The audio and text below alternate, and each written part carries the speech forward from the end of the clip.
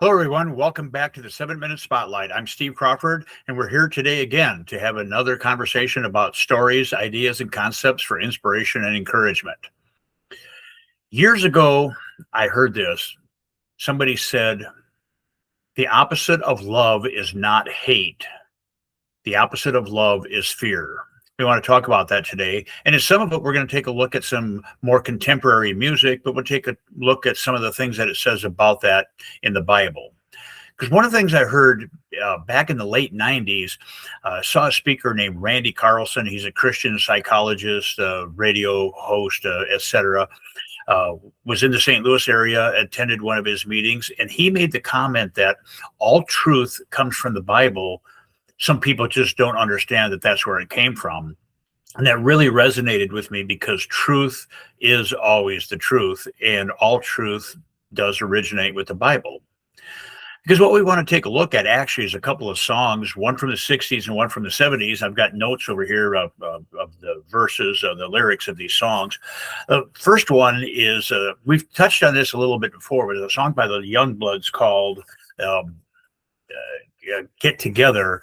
And it was written in the 60s. It was about the time of the Jesus movement and everything. The third verse says this: "You hold the key to love and fear all in your trembling hand. Just one key unlocks them both. It's there at your command." Again, we've talked about that before. We have the ability to release ourselves from fear, and we have the ability to live in love, but there's steps that we can take. It's a one or the other type thing, and it's not up to somebody else to do it for us. You can move a little bit ahead, another, say, 10 years or so, maybe 12 or 15. The Eagles had a song called Already Gone. Third verse goes like this: "I know it wasn't you who held me down. Heaven knows it wasn't you who set me free. So oftentimes it happens that we live our lives in chains and we never even know we have the key." Now, that's a contemporary musician writing a contemporary song, but think about that. We live a life in chains and we don't realize that we have the key. We can open the door. We can unlock those chains. As the first song said, one key unlocks both, love and fear. When we're being held down by these chains, we may not realize that we have the key. What does that mean? It means that we have a choice on how we want to live. Do we want to live in a spirit of love, or do we want to live in a spirit of fear? I have mentioned before, my friend David that lives up in South Dakota says that we are a vessel and we're going to be filled with something. And I believe I may have used this illustration before too, is that if you think of a barrel, it's a 55-gallon barrel or whatever, and you have a pipe coming in of crystal clear, pure water, that represents God's love, and it's filling that barrel. But then on the other side, you also have a faucet.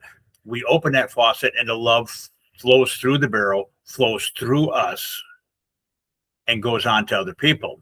If you shut that faucet off, the water stops coming in. Yeah, there's some water there, but it becomes stagnant. When water just sets and there's no movement, it really becomes very stale and stagnant. The moving water, the continual filling of God's love and of God's peace is what makes us better people.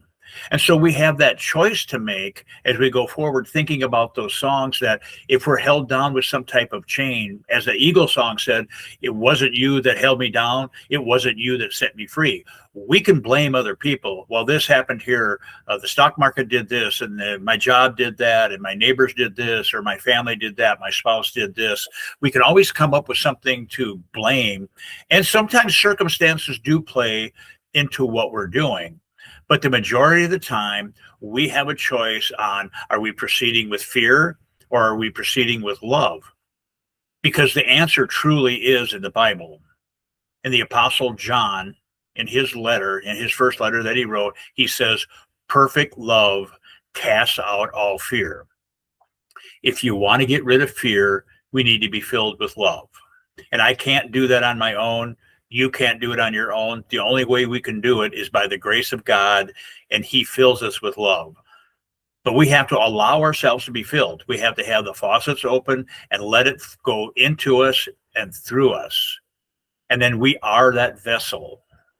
We are that vehicle that means, that methods, that the love passes through us and on to others, which really is the goal of life. And since I've mentioned David, I do want to say today that he is in the hospital, has some health issues. We're praying for him. Any of you that believe in the power of prayer, and I know that many of you do, if you would hold David and his family up as he navigates these rough waters of being in the hospital and getting the treatments and the cures and everything that he needs, I would appreciate that. We would love to hear from you. We always are willing to have a discussion, a conversation about the application of this and how we can live lives that are encouraging, that they're inspirational, and that we can have an impact on other people. So God bless you all. We'll see you on the next one. Have a good day.